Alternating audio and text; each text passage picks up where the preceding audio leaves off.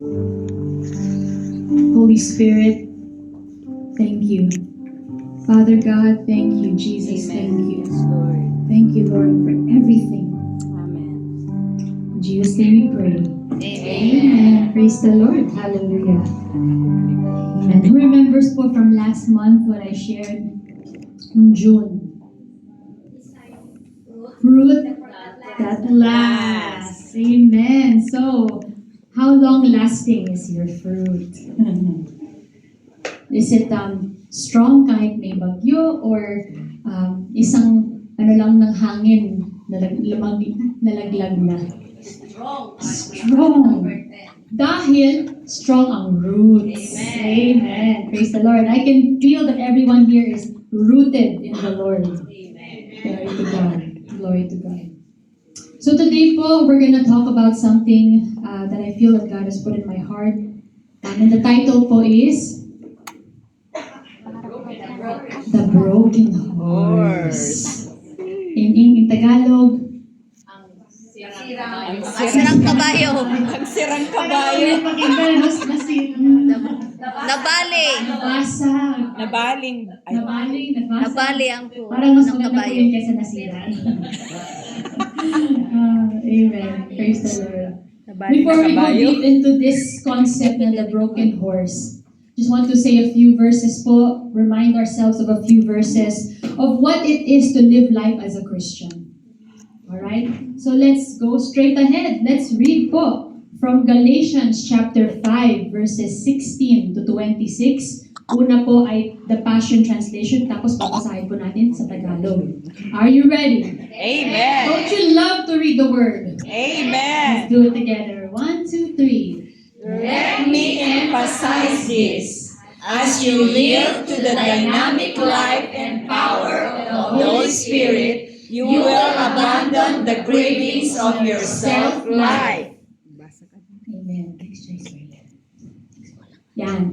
When your self-life craves the things that offend the Holy Spirit, you hinder Him from living free within you. And the Holy Spirit's intense cravings hinder your self-life from dominating you.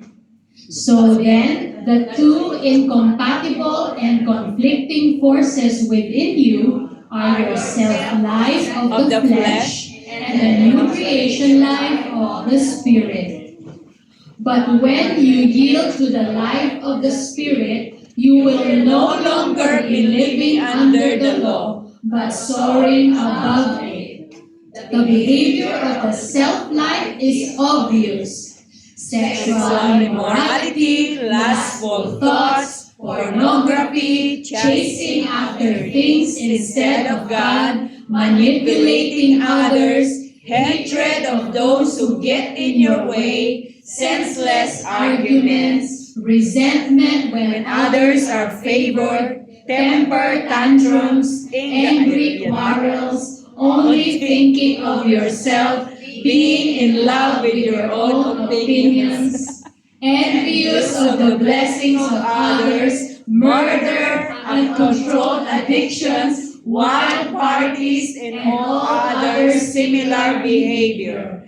Haven't I already warned you that those who use their freedom for these things will not inherit the kingdom realm of God? But the fruit produced by the Holy Spirit within you is divine love in all its varied expressions, joy that overflows, peace that subdues, patience that endures, kindness in action, a life full of virtue, faith that prevails, gentleness of heart, and strength of spirit. Never set the law above these qualities, for they are meant to be limitless. Keep in mind that you who belong to Jesus Christ have already experienced crucifixion, for everything connected with our self-life was put to death on the cross and crucified with Messiah.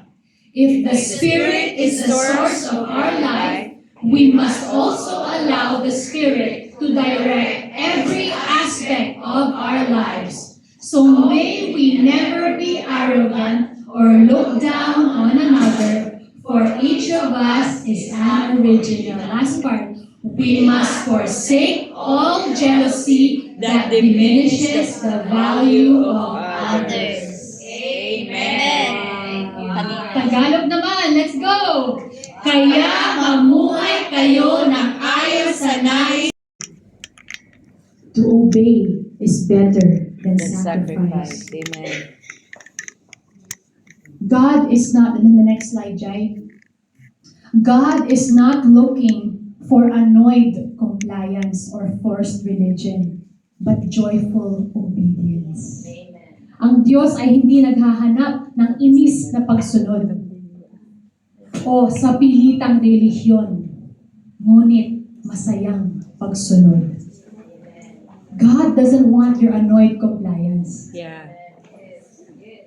He doesn't want you to be like, oh, anak, I want you to do this. Yeah. Di ba po? Annoyed ka. Yes. You don't want to do it. Oh, but I have to love her. You know? Yeah. Sabi ni Lord eh. You know? I don't know. I don't know what everyone's going through, you know. But in you yourself would know if Yes. there are things that God wants you to do, but you're finding it a little bit hard. Anak, give up mo yan. Lord, dream ko to eh. I really want to surf. Small, I don't know what that. I want to do many things. But the Lord's like, anak, give it up. Sige na nga, Lord. Sabi mo eh. Diba? Just like a parent with a kid. Anak, lika dito. Yes. The parent naman, like, bakit ka ganyan? Di ba po yung mga, bakit ang attitude mo? Yeah. You know, like, but if the child goes, yes po, ang saya. Yes. Di ba po? Na joyful, na alam yung joyful siya. Yeah. God wants that. Kaya there a point in time came na when I hear about this, when I think about this, I'm like, Lord, gusto ko na lang, Lord, just pull me na lang, Lord. Kung ito yung path dapat, tapos gumaganon na ako, hilain na lang ako, Lord. Ayoko nang gumanon eh. Diba? Don't you feel that sometimes? Like, Yes. Lord, I don't want to go here talaga. Lord, my heart talaga, Lord. I want to follow you. Yung tagal, that's what I want, Lord. Amen? Amen. Don't you all want to follow God? But is it true that sometimes you go a little bit? Yeah. Not in the whole part of life, of course. But like, you totally turn your back on God. It's not even that. But the little things day to day. You wake up in the morning, masama yung pakiramdam. You're starting to veer off. Sakit. I'm your healer. Sakit talaga. You're there na eh. Diba po? No, that's not you, Mama. Sometimes I also feel like sabi mo, not you.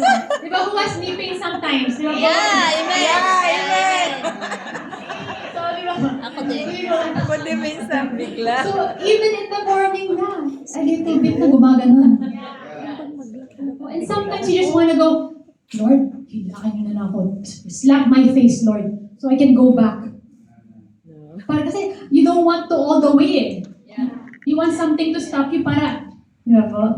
So that was on a Friday night. I was talking to the Lord. I was like, Lord, just, kasi sometimes at work po, ganun eh. Sometimes, you just, little by little, yung mga ganun na, okay, Lord, okay. Thank you, Lord Jesus. Forgive me, Lord. Thank you, Lord. And then something happens, like, and then maybe 10, 15 minutes later, ay, Lord, sorry, God. Lord, not again. I will not do that again, Lord. Jesus. I will not think that about that person again. No, Jesus. And then, 1 hour later, Again. and I just want every moment, just like, I don't want to wait 15 minutes, or just take me, put me back. That was on a Friday night. And on Saturday service, the Lord answered. And He gave me Psalm 32. The context of this verse po is all about confession, all about confessing your sins before the Lord. Yeah. Actually, I think it was Tito Alex po that shared this nung Saturday. And then the verse 8 to 9, sabi po dito, this is the Passion Translation. I hear the Lord saying, I will stay close to you, instructing and guiding you along the pathway for your life. I will advise you along the way and lead you forth with my eyes as your guide. So don't make it difficult, agape. Don't be stubborn when I take you where you've not been before. Don't make me tug you and pull you along. Just come with me. Amen. Yeah. Tagalog. Sinabi ng Panginoon sa akin, ituturo ko sa iyo ang daan na dapat mong lakaran. Papayuhan kita habang binabantayan. Huwag kang tumulad sa kabayo o mola na walang pag-unawa na kailangan pang rendahan upang makasunod. I was talking to the Lord on Friday.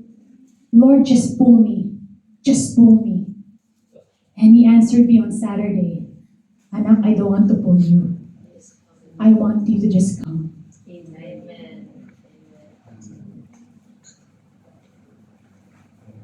I just want you to come. I don't want you to be like a horse that doesn't know where it's going. Yeah. Amen. I don't want to put the reins and bridle on you, anak. I want you to just come. Yes. So I have a picture of a horse to show you po. Yeah. We can see ang nakalagay po doon, di ba, yung mga tools para sa horse. Yan yung brenda. So, yung tawag po doon sa naka-wrap sa head is the bridle. Sa Tagalog po, harness or something like that. Oh, yeah. So, there's the bridle and then there's the saddle, yung inuupuan po ng rider. So, when I search po horse and rider in Google, all of these pictures have this kind of picture na may bridle, may saddle. So yung bridle po, it fits on the horse's head, as you can see, and includes mga components po ng bridle is like the head bit, and then the bit which they put inside the mouth of the horse, and then the reins, yung nakalagay po dito. So that's the bridle. Okay? So yung bridle po, yung reins pala, it allows the rider, yung naka-ride, to guide the horse. Yeah. And then, habang gina-guide ng rider yung horse, yung nasa mouth, it's leading the horse where to go. Yeah. So, that part, the reins and the bit, yung tinatawag po sa loob ng mouth ng kabayo po is called bit, B-I-T. It provides a means to signal the horse's mouth, encouraging it to stop, to turn, or to slow down. So that yung bit na po yun, it connects to the reins, yung reins po, which are used by the rider to communicate commands, Yeah. mga renda. So that if it wants to stop, it will pull, di ba po? And the horse will stop walking or running. And then, if he wants to turn right, it will go like this, go left, it will go like this. So that's the bridle, the bit, and the reins. And then yung saddle naman po, the saddle is a seat placed on the horse's back para may balance po ang rider. Yeah. Kasi without it, it's hard Masakit. to stay. Masakit. Yeah, and it's painful also. So, yeah, to provide support. So yun nga po, when I search horse and rider, you will almost always see this. Because usually, horses will require direction and control. Yeah. Majority. They will require control and direction. It is rare for you to see the rider and the horse without that. Rare po yun. But tell me po, what does it mean? Kung wala ang bridle, kung wala ang saddle, ang reins, ang bit, what does it mean? Hindi mo makontrol. Okay. Hindi mo makontrol. But if the rider can actually ride the horse na walang saddle, na walang reins, na walang bridle, what does it mean? Kung kaya ng rider, what does that mean?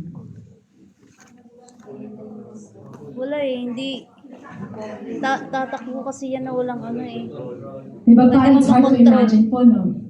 Hindi makontrol. But actually, it's possible. It is called bareback riding. Bareback riding is walang ka-bridle, walang ka-saddle, walang anything. You know what it means?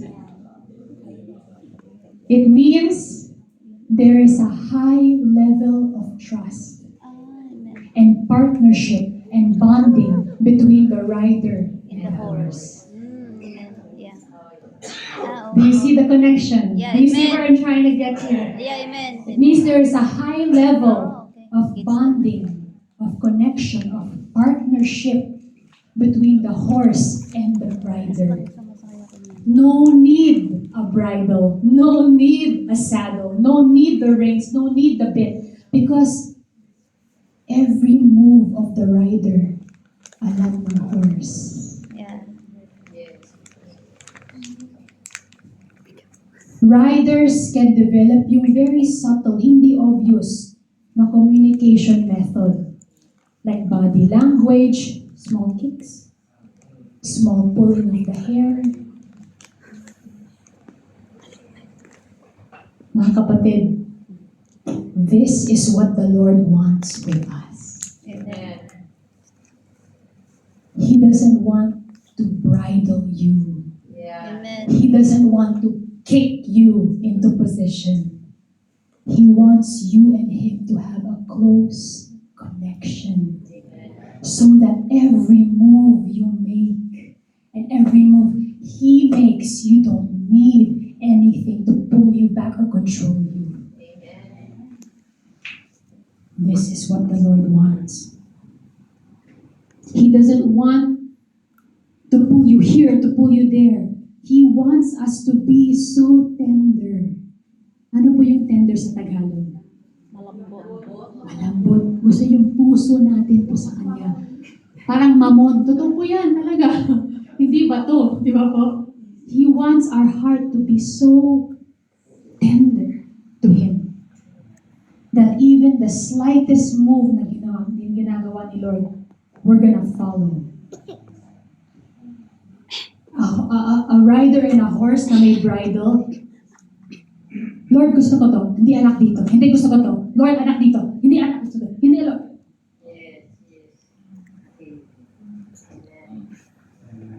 Diba po? I wanna do this, Lord. No, anak, dito ka. Dito, dito. Lord, hindi. Ito yung tama. Lord, anak dito, anak dito. Hindi, Lord, dito ka. Dito ka. Anak, sila. Lord! Ginana na yung rider. Yes. Binack off na yung rider. Lord, ayoko, sabi ko eh. Totoo yun. But a horse without a bridle. Yeah. Anak, dito ka. Yes, Lord. Yes, Lord. Amen. Amen. Thank you, Jesus. Anak, forgive mo. Yes, Lord. Yes, Lord. Anak, love mo siya. Amen, Lord. Yes, Lord. Walang ka. This is the connection God wants. So I want to show you a video. And to give you background po, actually, I find God is so good talaga because I heard this verse, or the Lord, I had this conversation with God maybe 3 months ago, 4 months ago. And then I built on that, saw the verse, Psalm 32. And then the Lord still wants to talk to us, eh, di ba po? He never wants to stop talking to us. Continue. So last month, we had, sa school po namin, we had a guest speaker from the US. And she shared something about this. Can you imagine that po, months ago, but the Lord still wants to talk about it? He didn't stop thinking about the horse. So what she said is because this woman, this guest speaker, she's a pastor, she loves horses. She loves horses so much. They grew up on a farm. So she showed us the video. And this video basically is about a woman called Stacy Stacy Westfall. Gusto kong kabayo. She's an equestrian. Equestrian po is like the one who studies, rides horses, studies horses. Yun ang university degree niya, horses. So that's how much she loves horses. So she joins competitions. But what's so special about Stacy Westfall is she does bareback riding so well. Mm. She trains horses to the point na hindi na kailangan ng bridle. To the point na isang ganun lang ng paa na, alam na ng horse. And the moment this lady pastor, watched this video, and because she loves horses, grabing iyak niya kasi the father spoke to her and said, Christy, this is exactly how I want my relationship with you to be. The Lord spoke to it through that video. So, just think about this. Yung rider po is the master. Amen. Amen? It's God. Amen. The horse is us. So horses, how many of us know that horses are actually very powerful animals? Di ba po? Kaya tinatawag sa kotse, horsepower eh. Ilang horsepower yan? Kasi malakas po, di ba? Kung many horses, many power. Much power, right? A lot of power. So horses are very powerful animals when they're wild and free. Right? But horses are even more powerful when they are tender to the master's touch. Why? Let's think about why. Bakit mas powerful ang horse pag nakasubmit sa master? Diba pag wild and free, pag hindi pa natitrain, wow! They're running around all over the field. Diba po? Free, wild, powerful. But why are they more powerful? Bakit sila mas may kapangyarihan or mas powerful pag nakasubmit? Because of the relationship. That too. No, yeah. When they're wild and free, what are they used for? Themselves. Doing what they want. Yeah, woo! In the wild, woo! But when they're taken for the master's service, they're trained, they can save lives. Yeah. Does that make sense? Yeah, amen. So that's why they're more powerful. Because when they're submitted to the master's service, you can be powerful, you can be obedient, you can be submitted all at the same time. And that's powerful. Amen. But if you're just doing things on your own, what's powerful about that? Selfish. Yeah. You are more productive in the master's hands. Yeah. Amen. So I will show this video po. And I pray that you will be blessed.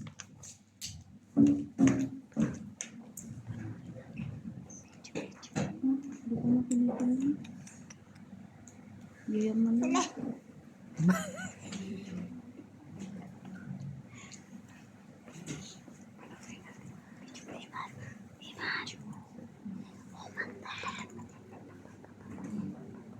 Umantin. Imantin.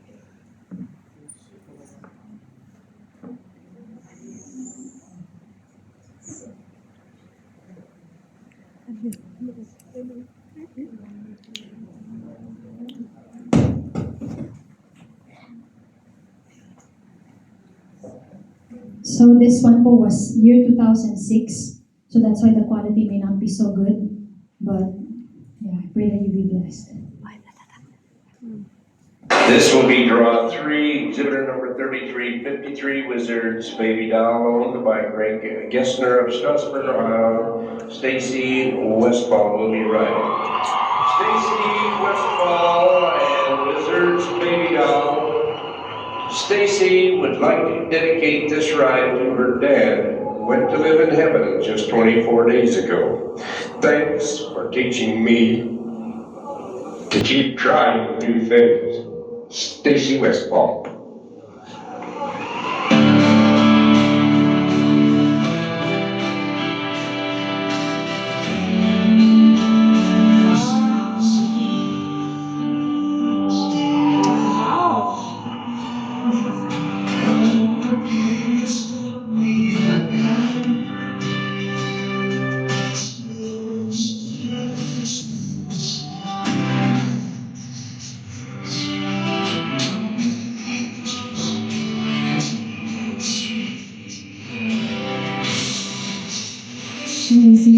raise a hand to confirm.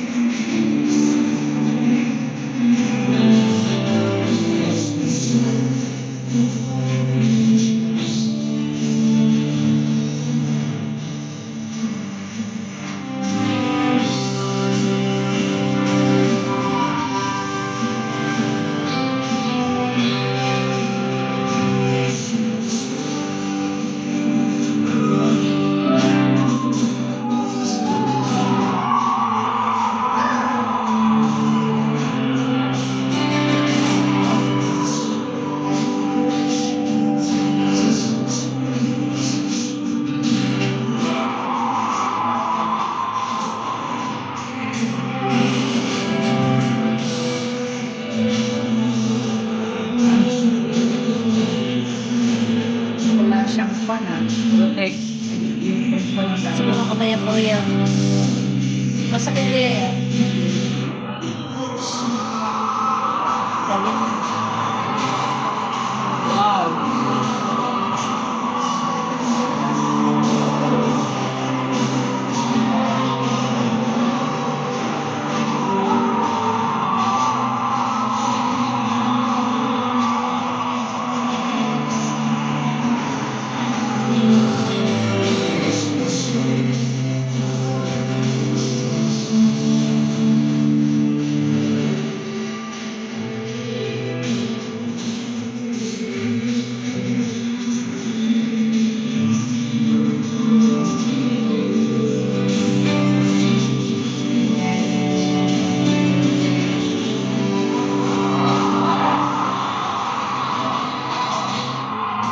Wow.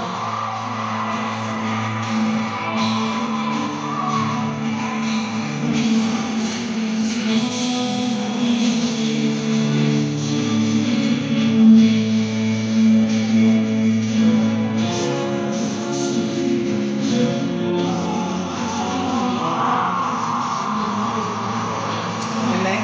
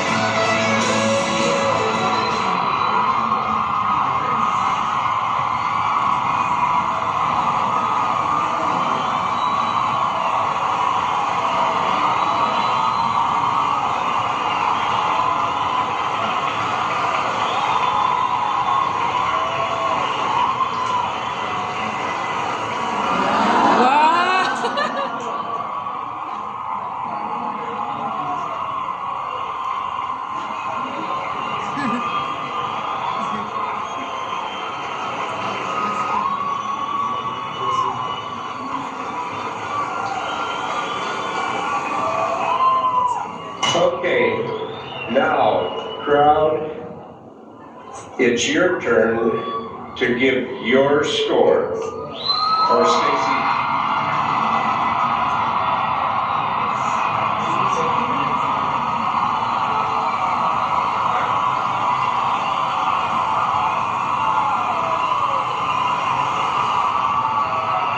Oh, lagyan na niya. Yan na.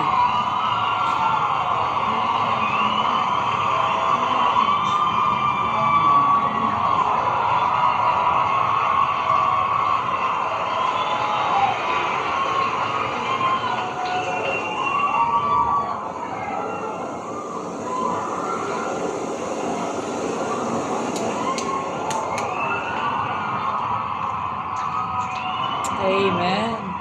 Now, this one, Yeah. walang ka rein, walang ka bridle. And you can see po, at the very end, she stood on the horse and she was pointing to the sky because she's a Christian. She was thanking the Lord. So, the master, and you also saw, diba, nagbow yung horse. The master always gets the glory. But sometimes God will allow us to take a bow. Yeah. But it's really at the command of the master. True joy. To be honest, I can see the joy in the horse. Amen. Following exactly what the master was asking it to do. Amen. True joy is found in surrendering to God's will. So the question is now, how does the horse become like this? It has to be broken. The horse has to be broken from the wild and free to the fully submitted to the master. How does a horse get broken? Training every day. Sabi niya, she spent 2 years every day training this horse. Only para lang mapasunod siya. Tapos isa pang year to practice for that performance. It took long. Yes. But do you see the beauty? Amen.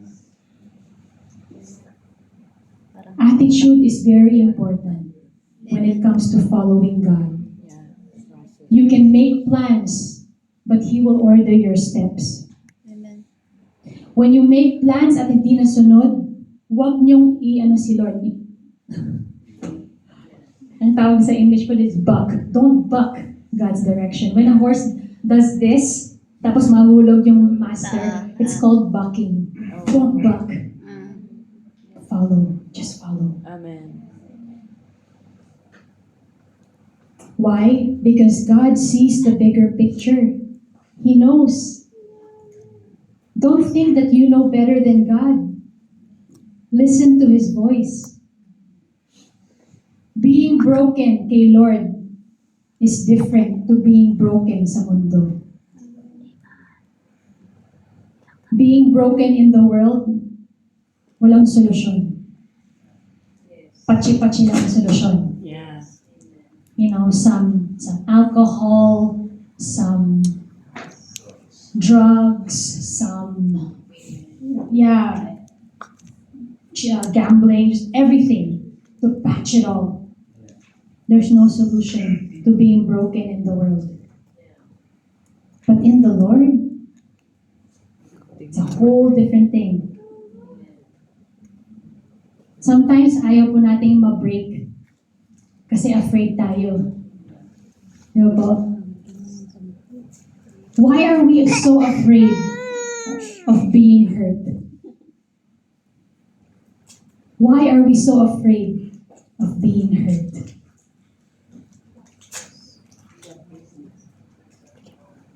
Sometimes when someone hurt you, you forgave them na nga. But the Lord said, anak, i-disciple mo siya. Huh? So the Lord, how do I do that? I'm gonna get hurt again. I'll heal you again. Why do we complicate things? Why are we so scared of being hurt when our healer is inside of us? Amen. Why? Sometimes we don't want to follow because we think we will be rejected, or we think stop thinking about us. Yes, I. But a horse without the bridle, without a horse that's been broken, will just follow the master.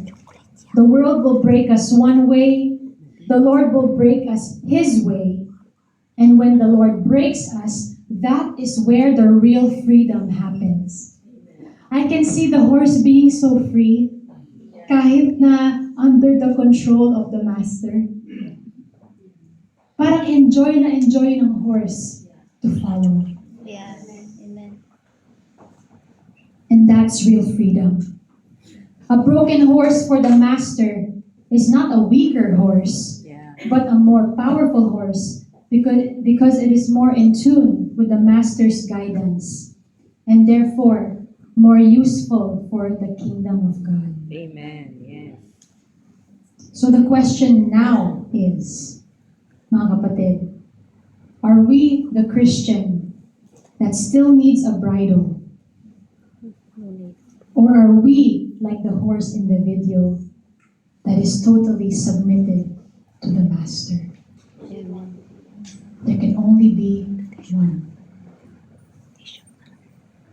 Whatever your answer to that question is only between you and God. Amen. Only you and God would know.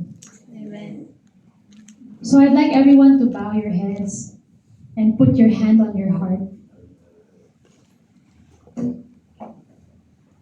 And if you are that person that says, kailangan mo pa rin ng bridle eh. May mga area sa buhay ko na kailangan ko pa rin ng bridle. Amen. Kailangan ko pa rin yung control ng Master para ilayo ako sa pahamak. Yes. May ilayo sa pahamak. If that's you, be honest. Amen. God wants your honesty. Amen. You cannot hide anything from the Lord. Yes. And take this time to talk to God and just ask Him to show you who you are. God knows your potential in Him.